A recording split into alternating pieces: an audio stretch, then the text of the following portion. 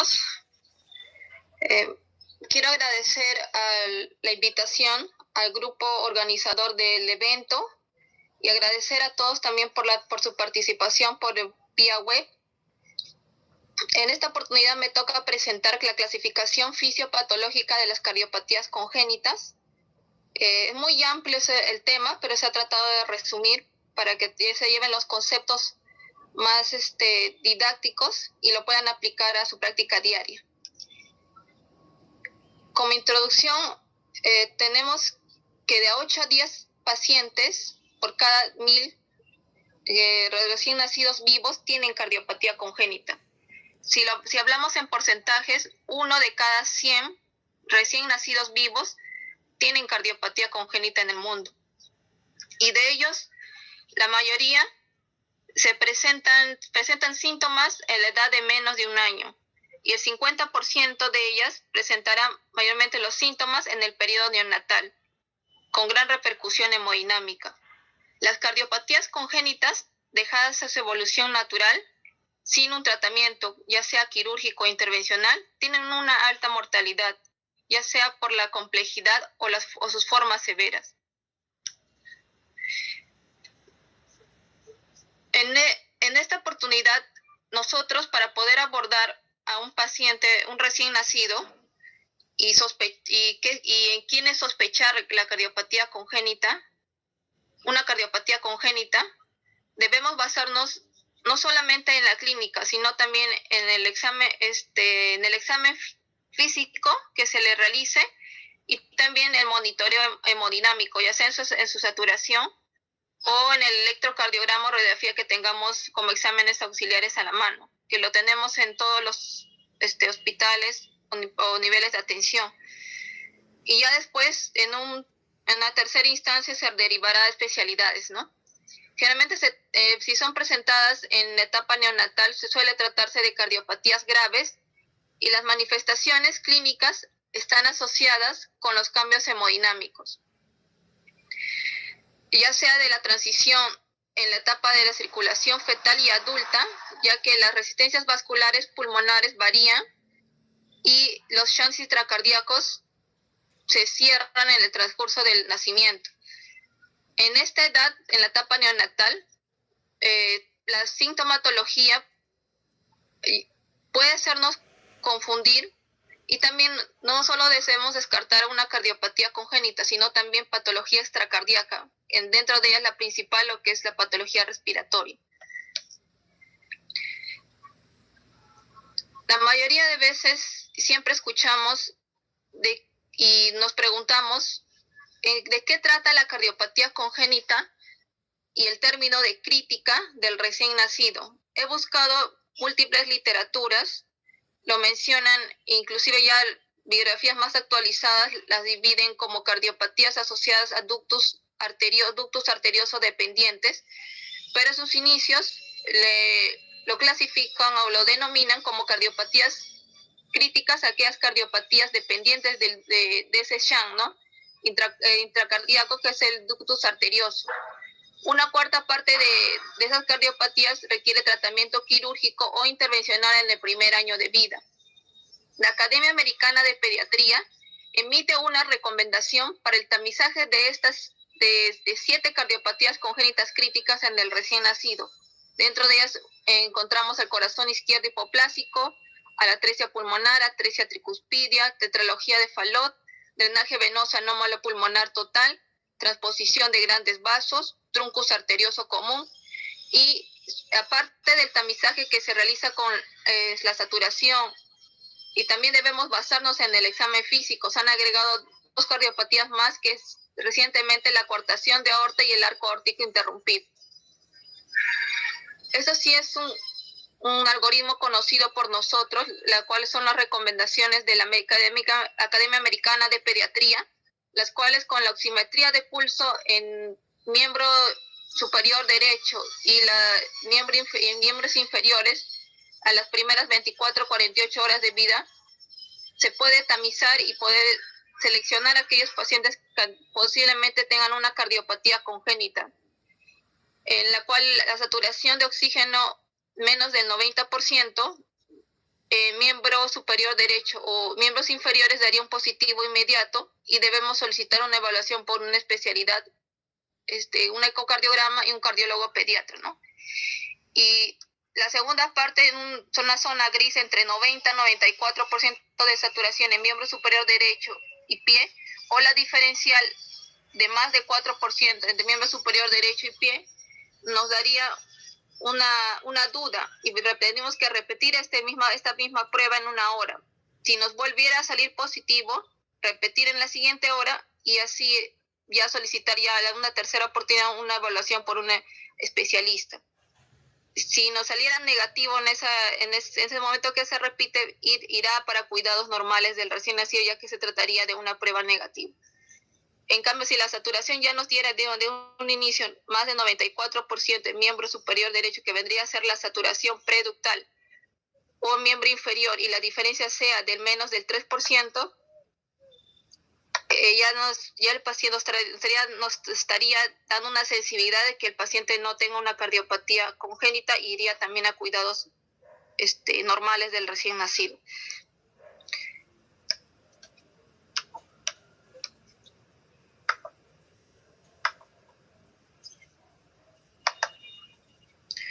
En esta parte les quería mostrar el algoritmo también de la Academia Americana de Pediatría, en la cual ante el examen físico de una cianosis persistente, en una saturación de menos de 75%, se realiza la prueba de hiperoxia. La prueba de hiperoxia se realiza en pacientes que no requieren que están con ese examen físico, un examen físico alterado y una saturación baja, y se les coloca, los que están ventilando espontáneamente, se les coloca un casco cefálico con un fío al 100% y se espera durante 10 minutos. Si estuviesen ventilados, lo mismo en la parte ventilatoria con fío a 100%, durante 10 minutos se mide lo que es la presión arterial de oxígeno. Si se estuviera más de 150 milímetros de mercurio, nos daría una respuesta positiva, ¿no? Y esa trataría más de una patología pulmonar y daríamos tratamiento indicado. Si hubiese respuesta de menos de 100 milímetros de mercurio, lo más probable es que se trate de una cardiopatía congénita. Y de ahí tenemos que tener a la mano una radiografía de tórax, en la cual debemos ver el flujo pulmonar en ambos campos. Si se encuentra disminuido, nos daría las cardiopatías asociadas con atresia tricuspidia, atresia pulmonar, anomalía de Este, o si estuviera ese flujo pulmonar incrementado, transposición de grandes vasos, CIA, CIB o ductus arterioso, que esta parte se abordaría en una atención hospitalaria de primer contacto. Pero si ya se está sospechando, se tiene que hacer un diagnóstico más especializado con un examen como el ecocardiograma, la cual realiza el cardiólogo pediatra, que se realiza en un nivel de mayor grado, y en las cuales se debe descartar si la cardiopatía congénita es ductus dependiente o no ductus dependiente. Si fuera ductus dependiente, se iniciaría ya se iniciaría la prostaglandina endovenosa en infusión, y si no, se indicaría el tratamiento específico para la cardiopatía. Les muestro un algoritmo que también otro grupo como el Hospital de México, el Ignacio Chávez, dan un algoritmo para la identificación de neumopatías y cardiopatías, las cuales más se basan en lo que es el examen físico y también utilizan lo que es radiografía de tórax y apoyo de otros exámenes auxiliares. En el caso, como se puede observar, en el recién nacido puede darnos, según la clínica, sea de neumopatía o una clínica también según ya los signos clínicos, el examen físico, puede darnos una cardiopatía sin cianosis y con cianosis. Entonces ahí tenemos que ubicar si el paciente recién nacido es prematuro, o es recién nacido a término, o es un recién nacido asfixiado. Las cardiopatías principales que se podría pensar en prematuro: un ductus arterioso persistente, una hipertensión arterial pulmonar. En recién nacidos a término, un ductus arterioso persistente o un foramen oval. En recién nacido a término asfixiado, hipertensión arterial pulmonar. Y en las cardiopatías con cianosis podríamos ahí ya el algoritmo divide, ¿no?, las cardiopatías ductus dependientes, las que son dependientes de ductus y aparte de un shunt intracardíaco como es la comunicación interauricular, y dependientes de una comunicación interauricular. De estas las dividen en dos tipos, ¿no?, las obstructivas izquierdas y las obstructivas derechas. La más frecuente dentro de las obstructivas izquierdas, síndrome de corazón izquierdo hipoplástico, y las obstructivas derechas, la atresia pulmonar con C y B. Y dentro del grupo del medio, de las dependientes de PCA y CIA, la transposición de grandes vasos y atresia pulmonar sin conceptum íntegro, y las dependientes de la comunicación interauricular, la conexión anómala total de venas pulmonares.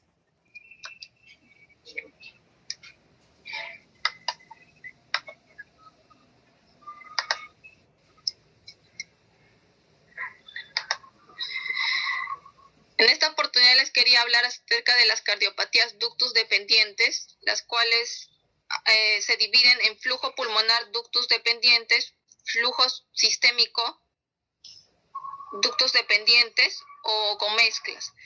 Dentro de las cardiopatías que dan flujo pulmonar ductus dependiente, generalmente la clínica nos da con un recién nacido con cianosis, sin distrés respiratorio, la cual se presenta sin polipnia o sin distrés respiratorio frecuente, tal vez una leve taquipnia, una polipnia, y se presentan generalmente en los primeros días de vida.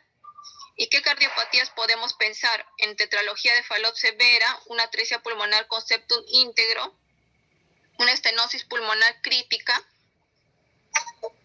una anomalía de Einstein, un ventrículo único con estenosis o atresia pulmonar.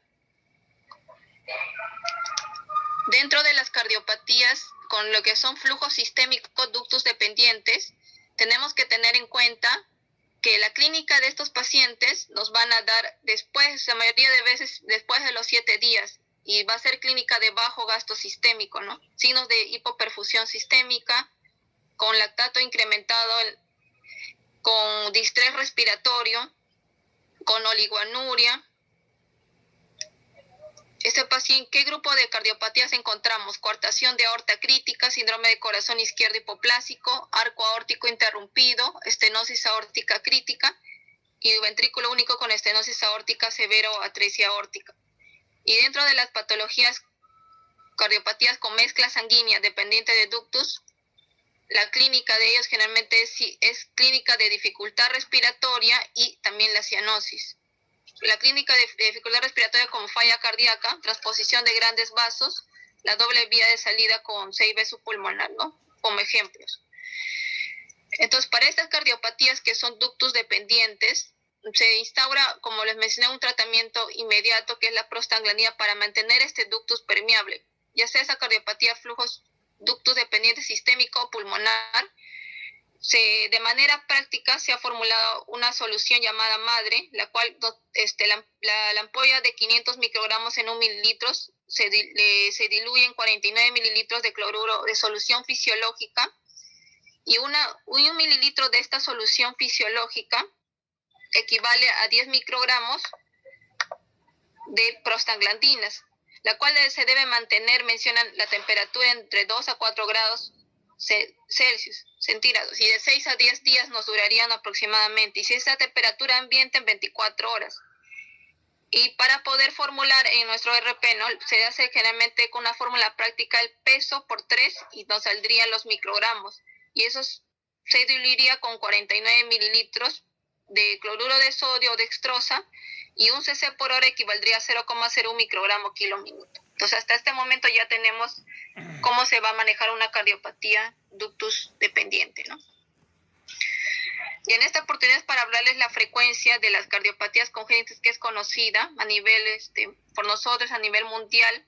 La frecuencia de estas cardiopatías, en primer lugar, se encuentra entre 25 a 30% en la comunicación interventricular, seguida de la comunicación interauricular de un 10%, la persistencia del ductus arterioso 10% como cardiopatías acianóticas, ¿no?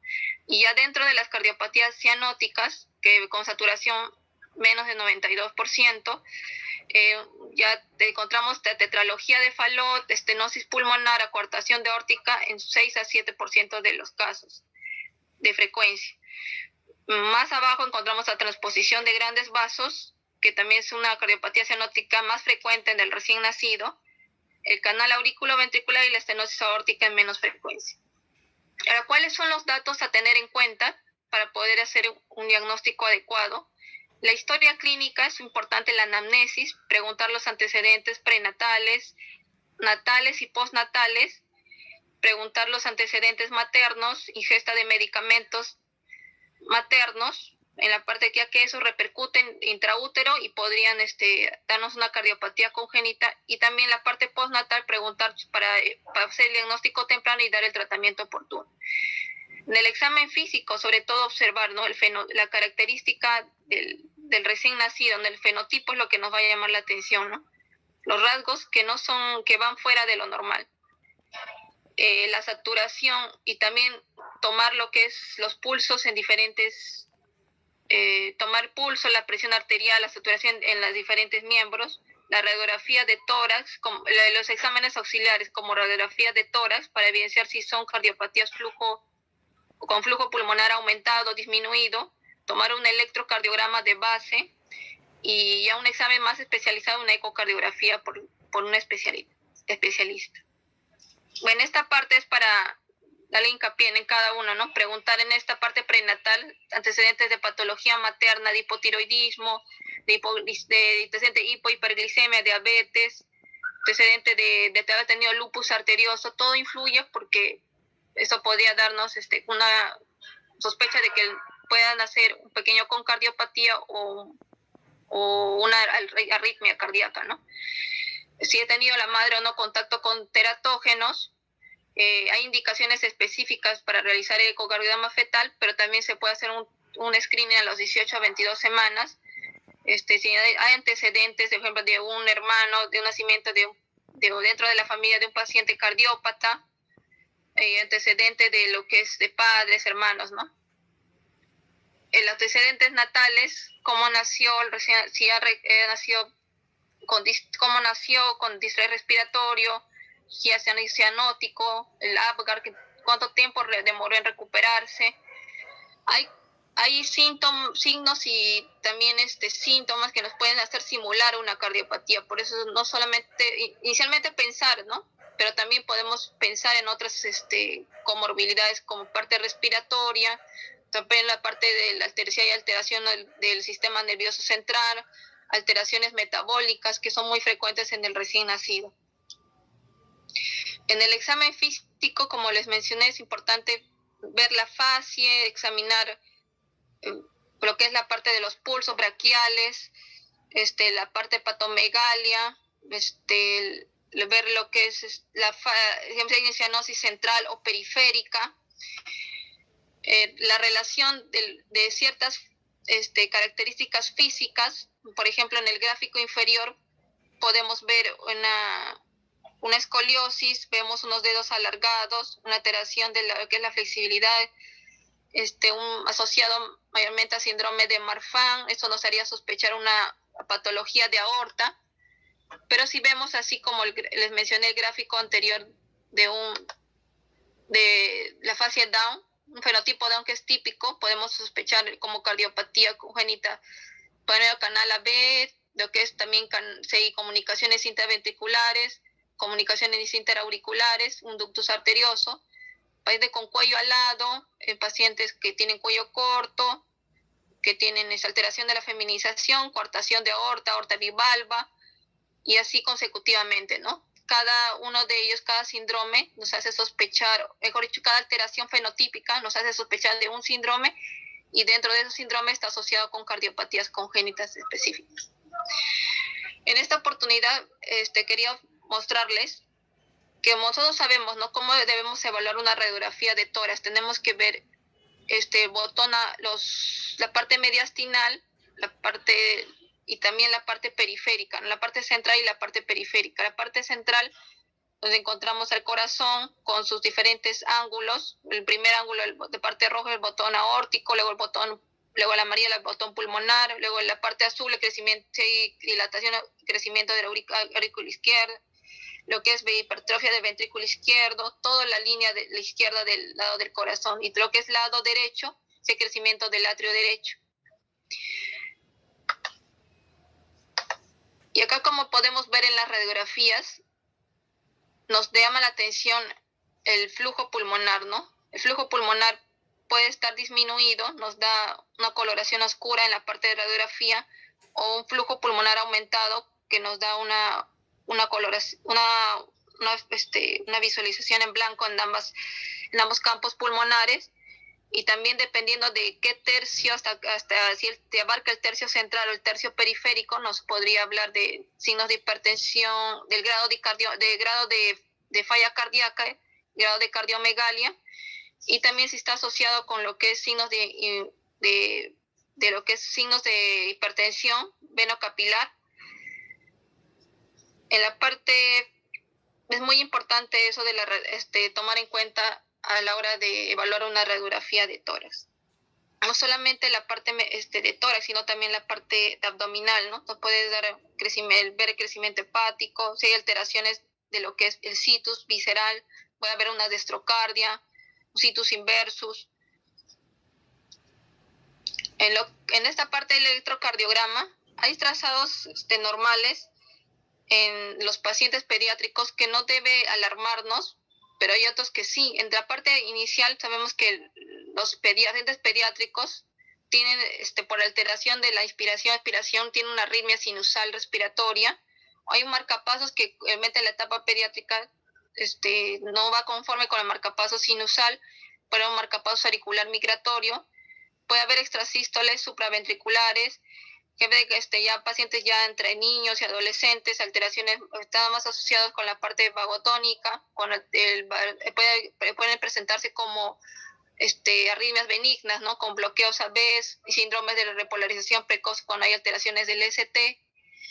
Y ya cuando nosotros vemos el lado, y como vemos en el lado contrario, ¿no? Ya si vemos ya trazados de patológicos como una taquicardia supraventricular, bloqueos a vez de segundo grado tipo MOVIS 2, que no hay concordancia lo que es la P con el sistema de QRS, bloqueos de tercer grado, ver extrasístoles tipo ventricular que son del QRS ancho, que vemos una alteración como una elevación, una onda delta, un PR corto, un síndrome de Wolff-Parkinson-White, alteraciones familiares como el síndrome de QT largo congénito y síndrome de Brugada, que son EKGs que nos dan riesgo para muerte súbita, ¿no? Entonces hay que diferenciar muy bien que el electrocardiogramas son normales por cada etapa de vida y cuáles son los electrocardiogramas patológicos.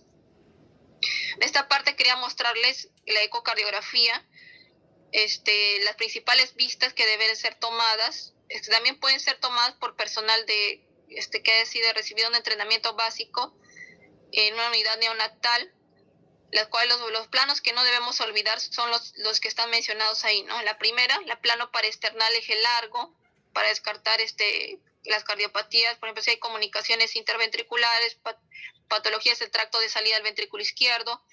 Lo que es segunda parte, el plano de paraesternal corto, para lo que es ver la localización, la posición del CIB, ver si hay alteración de lo que es la posición de los vasos mismos, aorta pulmonar, puede hablarse tras de una DTGB. En lo que es la tercera parte, en la parte inferior, el plano apical de 4 cámaras, eje de cámaras también para descartar si no hay inversión verticular, si el nivel de las valvas nos puede decir si hay o no un canal atrioventricular de fondo. El plano subcostal para poder determinar principalmente la comunicación interauricular, el situs, lo que es la posición de la aorta y la cava inferior, y el plano supraesternal, ¿no? Para determinar patologías de arco, ductus dependiente y el ductus arterioso, ¿no? Para la clasificación, ya con todo lo que se ha hablado, se hace una clasificación de las cardiopatías congénitas por su presentación clínica y por su fisiopatología. Dentro de la presentación clínica debemos hablar de cardiopatías cianóticas con saturación menos de 92 y cianóticas con saturación más de 92. y por su mismo mecanismo fisiopatológicos, las obstructivas, ya sea del tracto de la parte de cavidades derechas o izquierdas, Shan, que no es que una comunicación pasaje entre dos cámaras cardíacas sea del lado izquierdo de una cámara de mayor presión a una cámara de menor presión de izquierda a derecha, o invertido, ¿no? De derecha a izquierda, o una mezcla de ambas. Y dentro de esas podemos clasificar a las cardiopatías que son acianóticas y con la ayuda, o cianóticas, y con la ayuda de una radiografía de tórax determinar si se trata de cardiopatía cianótica con flujo sistémico, con flujo pulmonar alto, con flujo sanguíneo pulmonar normal, o cianóticas con flujo sanguíneo pulmonar alto o flujo sanguíneo pulmonar bajo.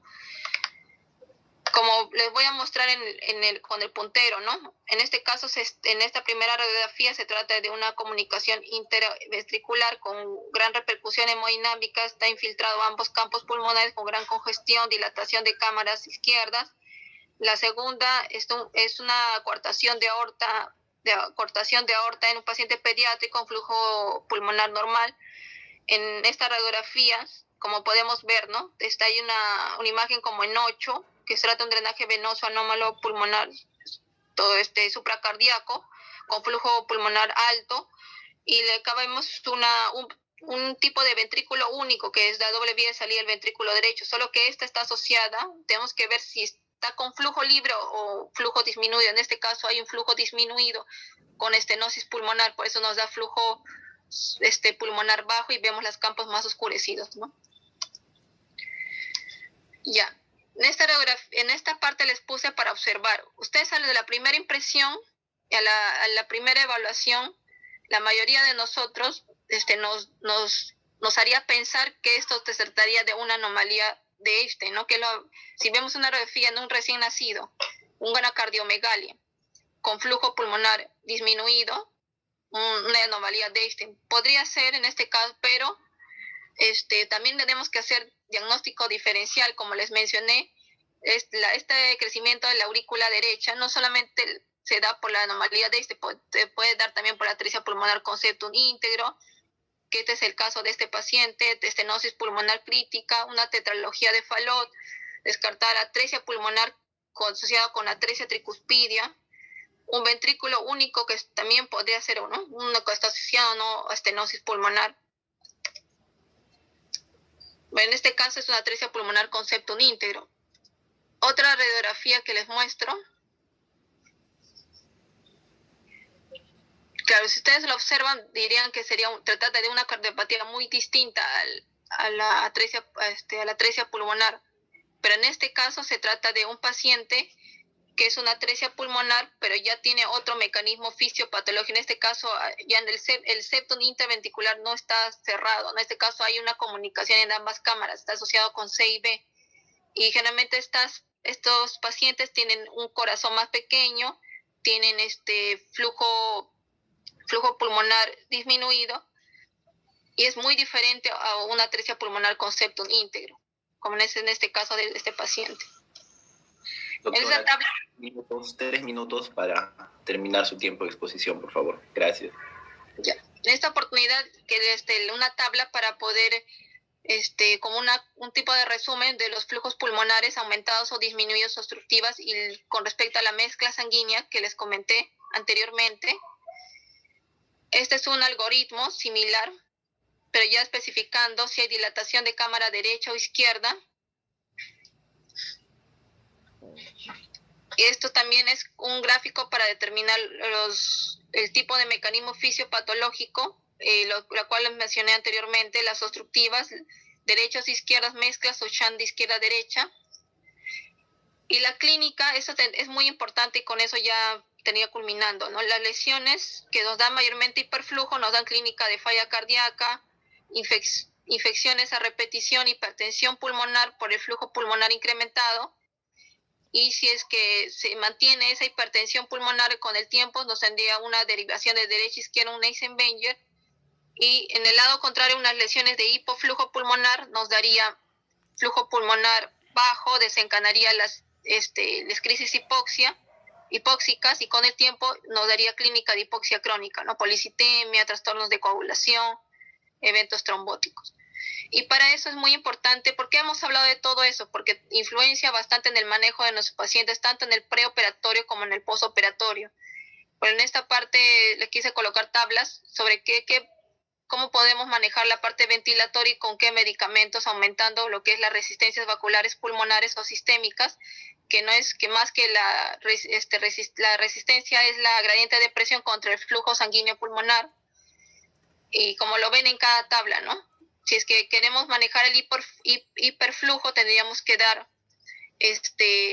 aumentar las resistencias vasculares pulmonares, las cuales se aumentaría incrementando la presión arterial de CO2, disminuyendo el pH, incrementando lo que es la PIP, y si queremos disminuir ese flujo, si queremos incrementar para disminuir ese hiperflujo, haríamos ese tipo de terapia. Pero si la patología es de hipoflujo y queremos disminuir esas resistencias, haríamos todo lo contrario, ¿no? ¿Y cuáles son las variables que se modifican? La PaO2 es muy importante, que genera vasoconstricción, menores de 50 generan vasoconstricción pulmonar. La PCO2 es un marcador muy importante. Como podemos ver, altera el medio interno. Una hipoxia es vasoconstrictor pulmonar y una hipercapnia, que es el más potente vasoconstrictor pulmonar. Y en eso nos basaríamos el manejo, ¿no? Por eso todos los conocimientos aprendidos es para poder manejar las cardiopatías de hiperflujo o hipoflujo pulmonar. Dentro de las de hiperflujo pulmonar tenemos que evitar la hiperoxia, mantener la hipercapnia leve entre 45 a 50 para disminuir ese flujo pulmonar, regular el medio interno, limitar la hidratación. En caso de hipoflujo, hemodiluir al paciente, no tenerlo con un hematocrito muy alto, evitar la acidosis, aumentar las resistencias vasculares sistémicas con etilefrina o fenilefrina, mantener las resistencias vasculares pulmonares bajas, evitar hipotermia, ya que eso produce acidosis, hiperviscosidad, aumenta las resistencias vasculares pulmonares, evitar la hipovolemia. Y como conclusión, para terminar y agradecer al comité, para el manejo de estas cardiopatías es muy importante conocer la fisiopatología para determinar un plan a seguir. Y tenemos que ver sobre todo si el flujo pulmonar es dependiente o no, y sobre todo asociado al tamaño del defecto y la relación entre las resistencias. Y todo eso vemos, ¿no?, que esas variables se pueden modificar manejando esas resistencias vasculares pulmonares con el ventilador mecánico o con los medicamentos que se pueden administrar. Y él también alterando el medio interno, ¿no?, que es muy importante. Muchas gracias. Bien, muchas gracias, doctora Payano.